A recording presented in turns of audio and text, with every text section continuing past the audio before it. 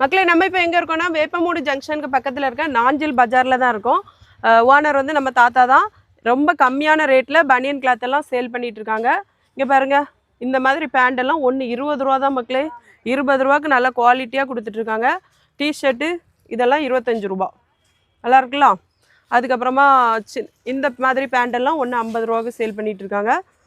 வேறு டவுசர் இருக்குது, அப்புறமா ஷர்ட் இருக்குது, டிஷர்ட் இருக்குது, நிக்கர் இருக்குது, எல்லா ஐட்டமும் இருக்குது.